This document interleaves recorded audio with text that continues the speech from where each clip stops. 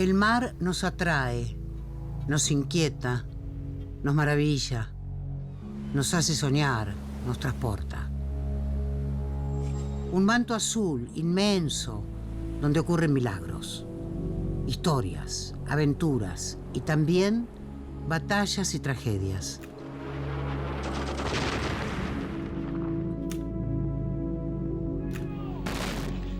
La Guerra de Malvinas fue un hecho crucial y complejo en la historia argentina. Una herida que aún sigue abierta. Nuestro mar austral, con sus aguas frías, agitadas por fuertes vientos y repleto de bienes naturales, fue el escenario de una guerra que se extendió por 74 días.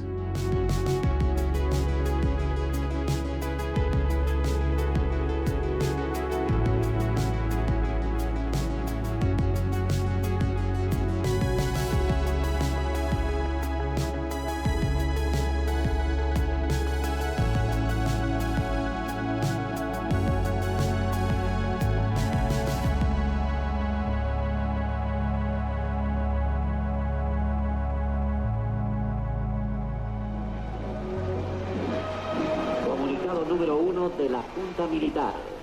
Se comunica a la población que a partir de la fecha el país se encuentra bajo el control operacional de la Junta. En 1976 comenzó en la Argentina una dictadura, una más. Esta vez, el gobierno de facto ejerció el terror estatal a través de mecanismos inéditos. Las desapariciones masivas, los centros clandestinos de detención, el robo de niños y niñas, los delitos sexuales y los macabros vuelos de la muerte que arrojaban personas secuestradas con vida a las aguas de nuestro mar. El poder dictatorial que se pensaba indestructible comenzó a debilitarse a comienzos de la década de los 80. Estamos en una Argentina con una fuerte crisis económica, casi al borde de la cesación de pagos o del default.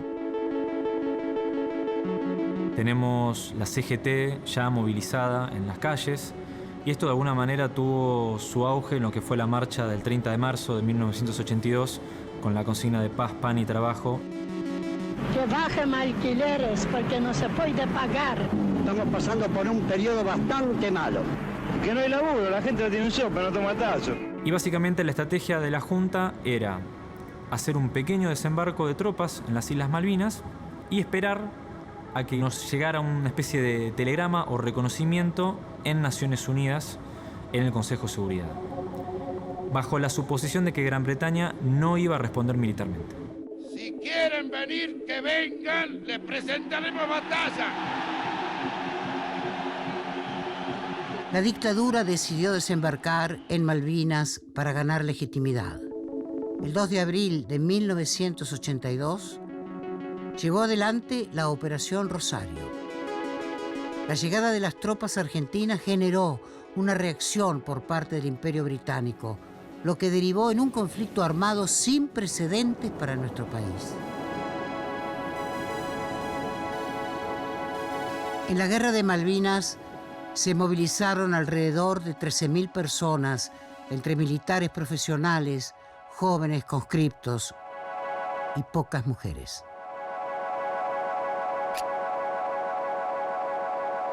Me entero por los medios que se había recuperado Malvinas el día 2 de abril. Yo había hecho el servicio militar el año anterior, en el año 81, había cumplido con el servicio militar y salí de baja en el mes de noviembre. Suponía que podían llegar a llamarme y de hecho, bueno, fue así que me llega una notificación a la 1:15 de la madrugada aproximadamente. 2 soldados me traen una cédula de convocatoria que tenía que presentarme ese mismo día, 8 de abril, al mediodía, en el regimiento. Era esa obligación, ese sentimiento que uno tenía de patria, ¿no? De defender la patria, pero al mismo tiempo temor, porque no teníamos ni idea por qué me iba a presentar y mucho menos que iba a terminar yendo a Malvinas. Desde arriba del avión, cuando el piloto dice que estamos llegando a Malvinas, le saco fotos a la isla, que fue la primera sensación, una sensación rara, ¿no? De decir, estas son las islas y ahora estoy llegando ahí.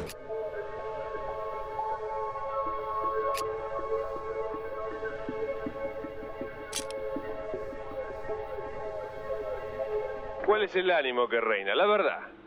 El ánimo, bastante bueno. Bastante elevado el ánimo. El ánimo que nosotros tenemos acá es muy elevado. O sea, pasamos, nos divertimos, jugamos, conversamos. ¿Están esperando a los ingleses? Sí. Ya estamos aburriéndonos de esperarlo acá, estamos esperando. Y no viene más este tipo. Y bueno, que nos preparamos ya con más ansia. En cualquier momento, si hay que entrar en combate, vamos a entrar. Prefieren que sea antes que después. Cuanto antes, mejor. La espera, el tema de tratar de conseguir algo para comer y el frío, que era lo peor que teníamos en Malvinas. Sobre todo el frío y la noche. Y las horas eran iba pasando muy lento todo. Era una sensación muy rara porque había momentos que uno trataba de animar al compañero, porque el compañero le caía. Me ha pasado de tener que sacudir a un compañero porque estaba en crisis, porque no tenía noticia de la familia, no sabía. Se hablaba de que iban a relevar a los soldados que estábamos, como que iban a traer a otros. Esto fue desde el 13 de abril, que llego yo, hasta el 1 de mayo, que empieza el bombardeo. 8:23 de la mañana se repite el ataque contra Puerto Argentino, con mucha mayor intensidad.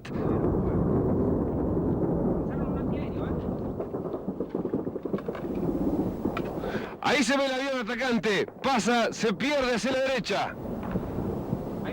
¡Otro avión más! Ahí pasó!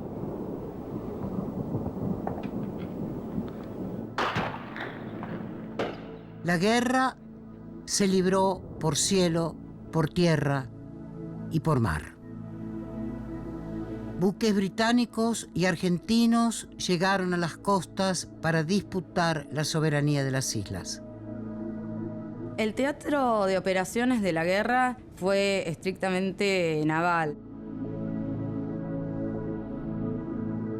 De hecho, fue el primer combate naval desde la Segunda Guerra Mundial y la flota británica fue la mayor flota movilizada desde la Segunda Guerra Mundial. Ese carácter marítimo hizo, por ejemplo, que se aplicara por primera vez en la historia el segundo Convenio de Ginebra de 1949 para aliviar a las tropas que combaten en el mar, a los náufragos y a los combatientes del mar. Y en este sentido cobró una dimensión muy especial la asistencia de los heridos y lo que fueron los buques hospitales. Se creó una zona neutral en alta mar, al norte de Malvinas, donde estaban prohibidas las operaciones militares y donde anclaban los buques hospitales para que pudieran desarrollar la tarea humanitaria sin que fueran interferidas por operaciones militares. Las personas habitan el mar en distintos tipos de desarrollos, fundamentalmente embarcaciones. Esas embarcaciones tienen organización, tienen fluir, tienen direcciones, pero se van haciendo a la mar. Entonces el mar condiciona a los humanos y los afecta. Los humanos no viven permanentemente en el mar. Es muy difícil que encontremos una persona que vivió toda su vida en el mar. Sin embargo, hay gente que se prepara, que vive pensando en que va a estar en el mar. Y ese es como si fuera la plomada el centro de sus vidas. Unos de los que hacen esto son los marinos, y particularmente los marinos militares, que tienen que domar al mar para sus objetivos. Y el mar al mismo tiempo les va enseñando cómo domarlo. De manera que el mar tiene sus temperamentos y los humanos tienen que sumarse a esos temperamentos, a esos movimientos, a esas preguntas que les hace el mar y a esas sorpresas que le plantea. Cuando un hombre de mar, sea un marino de la Armada o sea marino mercante, siempre se prepara para para pasar largos periodos fuera de casa, fuera de la costa, en un ambiente que es hostil, y que requiere también de una flexibilidad muy particular, porque uno comparte las 24 horas del día en un espacio reducido con mucha gente. Entonces uno aprende a convivir y al mismo tiempo a compartir. Hay algo que, independientemente de las banderas, uno siempre comparte, que es ayudar al otro. Porque cuando uno tiene un problema en el mar, requiere de ayuda de otros. Uno no puede desentenderse. Es algo que sale natural. Y todo eso genera, yo diría, casi una hermandad. El Atlántico Sudoccidental es muy particular, es muy dinámico, pero también está sujeto a muchos cambios. A eso sumémosle las condiciones de frío, las condiciones de temperatura del agua, que eso también hace que se reduzca mucho el tiempo de supervivencia si uno tiene la desgracia, diría, de caer al agua en esas circunstancias. Y si uno le suma a eso la altura de ola, entonces uno pierde la visibilidad porque rápidamente uno pierde el horizonte. Así que eso lo convirtió en un escenario, en un teatro de operaciones muy complejo. El 1 de mayo de 1982, las bombas inglesas comenzaron a caer sobre las islas. La flota de mar inglesa está tirando contra el aeropuerto de Malvinas. La guerra había comenzado. Para resistir la ofensiva británica, el gobierno argentino planeó un ataque naval con varias embarcaciones. Entre ellas, el crucero Ara General Belgrano.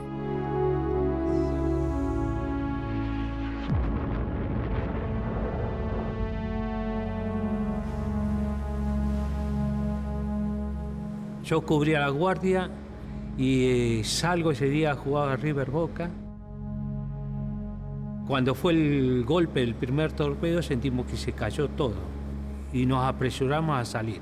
Fue muy automático. Yo llegué a la parte donde dormía, agarré la bolsa de equipo, la manta, la frazada y salí a cubierta. Muchos salían con lo que tenían puesto, estaban durmiendo.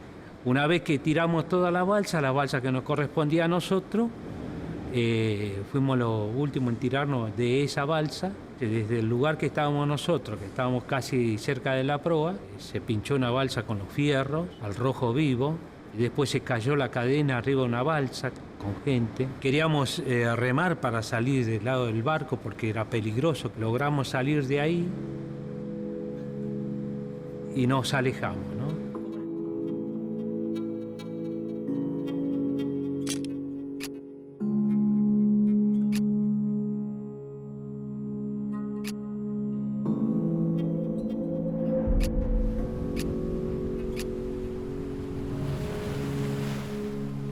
Tardamos 40 horas en ser rescatados. En el rescate del Belgrano participaron 4 unidades navales. El Aviso Gurruchaga, los destructores Ullar y Piedrabuena, y nosotros nos incorporamos al último, el buque hospital Transporte Polar Ara Bahía Paraíso. Durante el rescate, el Bahía Paraíso fue el que más permaneció en la zona del hundimiento.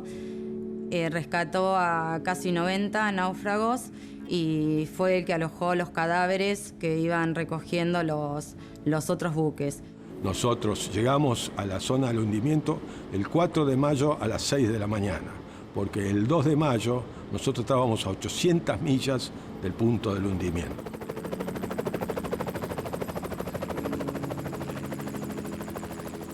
Los aviones grandes, ellos identificaban a la balsa y pasaban la posición al puente de comando nuestro. Y ahí el jefe de operaciones con el comandante, en una carta náutica, iban embarcando los puntos de los encuentros de la balsa. Y ahí íbamos nosotros en busca de esa balsa. Y bueno, el 4 de mayo fue de mayor actividad. Llegamos a las 6 de la mañana y hasta las 10 de la mañana encontramos solamente 10 balsas, pero todas vacías. Estábamos muy preocupados nosotros. Tened en cuenta que todos teníamos compañeros embarcados en el crucero Belgrano. Yo tenía 11 compañeros de la promoción 110 en el crucero Belgrano. Y claro, y recién a las 10:30 horas encontramos la primer balsa. Los únicos héroes que tuvimos nosotros por sus acciones relevantes fueron los pilotos de los helicópteros, del helicóptero Puma del Ejército Argentino y el helicópteros de Alouette de la Armada Argentina. Y el mar estaba complicado. El buque en un mar así, con esas condiciones, no puede parar las máquinas, no puede quedarse quieto, porque es imposible de vivir a bordo. Tiene que estar siempre a una velocidad mínima de comando. Entonces yo con el helicóptero buscaba balsas. La verdad que al principio era muy difícil porque había una cantidad enorme de balsas. Y entonces donde había un movimiento, donde había señal, ahí yo marcaba la balsa y el buque o bajaba una lancha o pasaba cerquita y las enganchaban. Era toda una mezcla. Hacíamos todo coordinado por radio, ¿no? Y en algunos casos, cuando estaba un poco lejos, tiraba un hombre rana al agua. El hombre rana le bajaba el guincho del helicóptero. Es una maniobra que, si escuchan los fabricantes de helicópteros, me van a matar porque está totalmente prohibido hacer eso. Revolcaba con el guincho y revolcaba la balsa hasta cerca del buque. Así hacíamos eso. Era así, a veces era una locura. Son situaciones límites, situaciones extremas, que es muy difícil de explicarlas con razón, ¿no? O sea, con un razonamiento lógico. Uno actúa como puede. La verdad que son heroicos, ¿viste? ¿No? De la manera que trabajaron y cómo trabajaron, ¿no? Me acuerdo que me levantaron del hombro y me subieron. Me ataron las sogas, llegaba a la cubierta y me agarraban del hombro y me subieron. ¿No? Yo me quise parar y me caí. Los que estábamos sentados en el piso y el que no se infló la balsa, entonces estábamos en contacto directo con el frío. Me llevaron al comedor, nos dieron ginebra, me acuerdo, chocolate caliente, pero era como tomar algo frío. Después nos llevaron abajo ahí, donde eran los dormitorios de ellos, y entrábamos dos así y uno al revés en el medio, para darnos calor entre nosotros, ¿no? Ni vergüenza ni nada, porque ya estábamos, nos habían salvado. Y casi no hablábamos. Imagínate, en un frío intenso, ya no te quedan ni preguntas. Porque todo lo que viviste cuando estuviste al extremo, no te quedan casi pensamientos.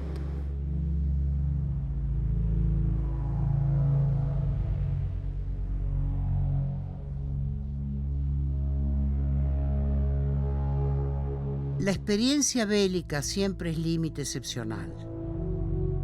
Pero esta guerra tuvo como particularidad que en algunos casos los propios jefes de las tropas fueron los que sometieron a los soldados a malos tratos, torturas y castigos.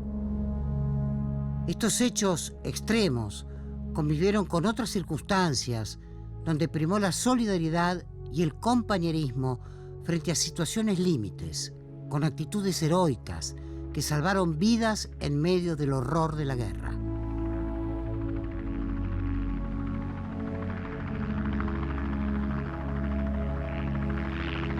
En un momento encuentro una balsa, me dice, ay, esa se mueve, que yo me acerco. Yo no me podía poner muy cerca con el helicóptero porque le voy a dar vuelta a la balsa con la fuerza del aire del helicóptero. Entonces, desde lejos, yo le hacía así y el tipo me decía, sí, ¿no? Bueno, y yo le decía que, ¿cómo decirle que ahora te vienen a buscar? Y yo le aviso al buque y te vienen a buscar. Y el tipo me envía, y amago para irme, y el tipo, yo vi que me insultó. Pero le di los labios y encima me hace un corte de manga, ¿no? Me quedó grabada la figura de los bigotes. Bueno, pasó todo el día, lo rescataron, todo así. A la noche, después de cenar, el buque era todo un sanatorio, estaba lleno de... La enfermería estaba saturada de gente y habían habilitado una bodega con camas y cuchetas, así, todo así. Y entré a buscarlo por todos lados. Buscaba estaban durmiendo algunos, ahí, qué sé yo. Entonces le levantaba la sábana así y miraba la cara, y hasta que encontré al de los bigotes. Entonces lo desperté. Entonces le digo, ¿vos sabés quién soy yo? No, señor, que el tipo me vio vestido de oficial. No, señor, me dice, no sé. Yo soy el piloto del helicóptero. Uy, me dice, discúlpeme. Dice, pero ¿sabes lo que pasa? Que anoche pasó un Neptune, nos iluminó, tiró una bengala. A la mañana temprano pasó un destructor y nos hizo señales, qué sé yo. Y usted viene y me dice que atrás, no sé qué. Y yo quería que alguien me rescatara de ese hermano.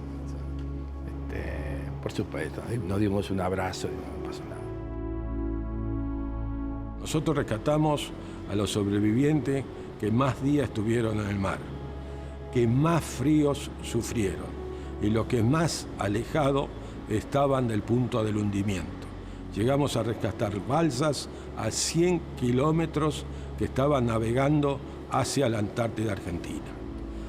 Pero eso sí, yo siempre le digo a los sobrevivientes, son los que más suerte tuvieron, porque el rescate fue en un buque hospital, donde rápidamente fueron atendidos por los 25 profesionales que teníamos ahí.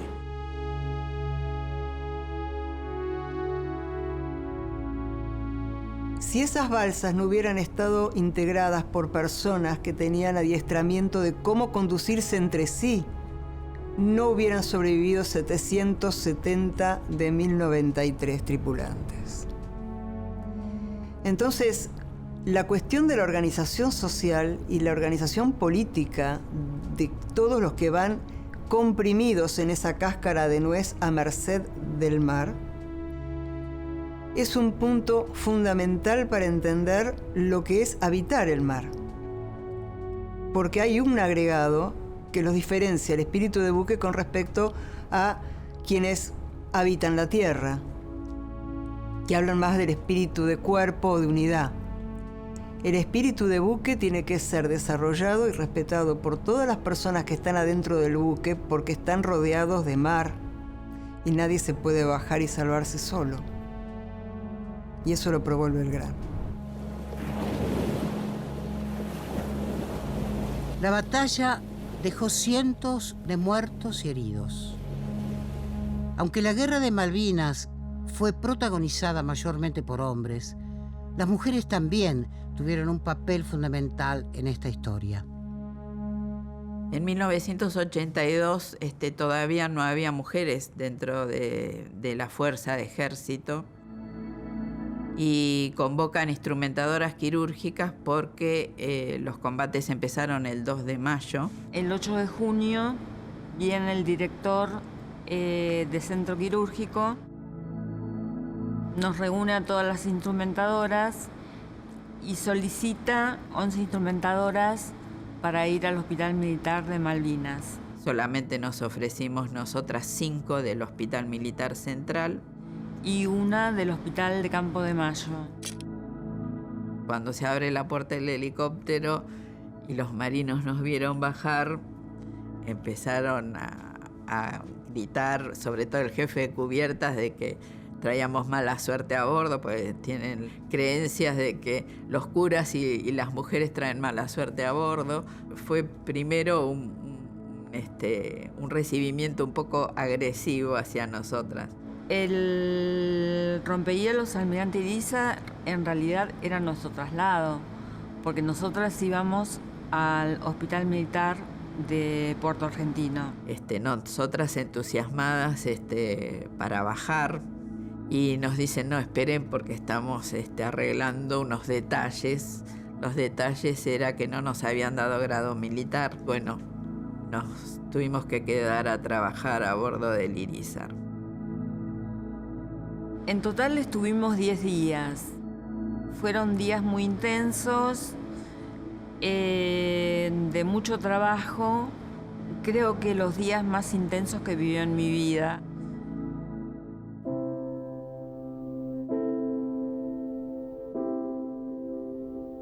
En junio de 1982, tras una larga pelea, la Junta Militar no tuvo otra opción que el cese del fuego y la rendición ante el poderío británico. El resultado revelaba una estrategia militar al menos fallida.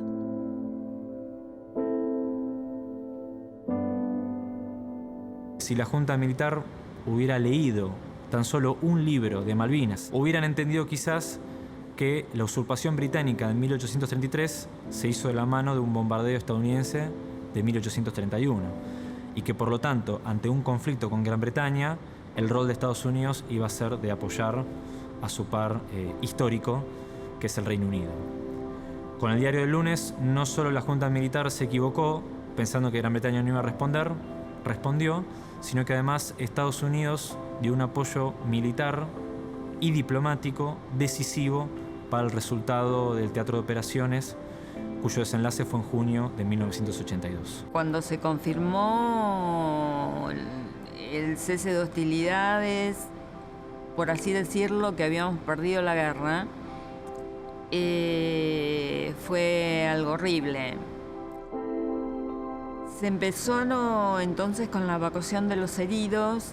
Eran traídos en lanchas ambulancia, también en helicópteros, y el mal tiempo era imperante.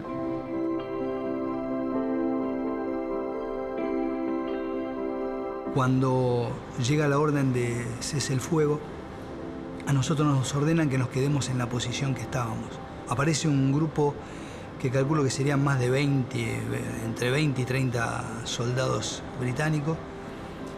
Ya empezaba a oscurecer y nos llevan hacia el aeropuerto a pie. Al otro día, a la mañana, nos llevan de nuevo hacia Puerto Argentino. A mí me toca venir prisionero en el Canberra. Yo nunca había visto un barco, un transatlántico de lujo, algo tan grande. Recuerdo que se movía todo menos el buque, era como que parecía que estaba clavado.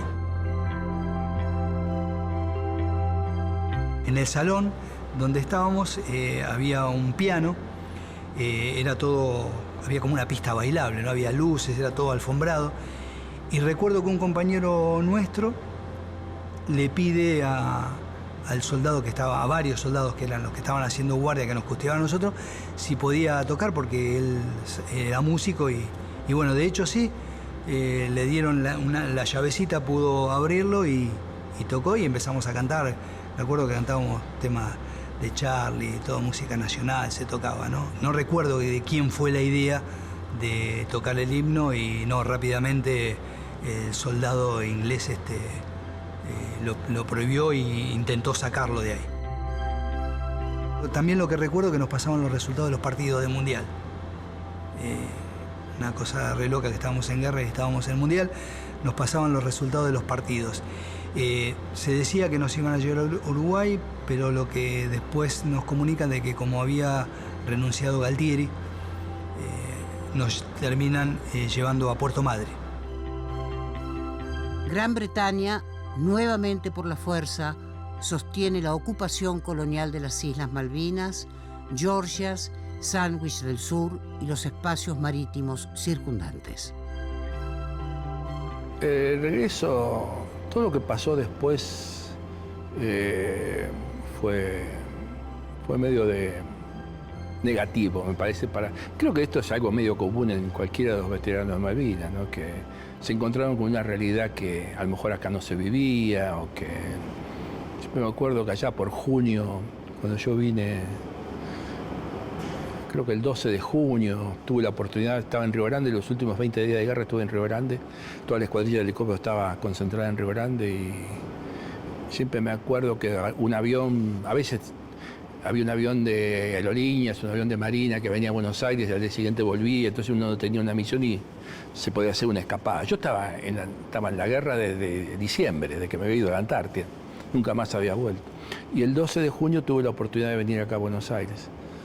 Y allá en Río Grande en particular se vivía de una manera en guerra, o sea, a las 5 de la tarde se cortaban las luces de toda la ciudad, uno dormía y comía donde podía.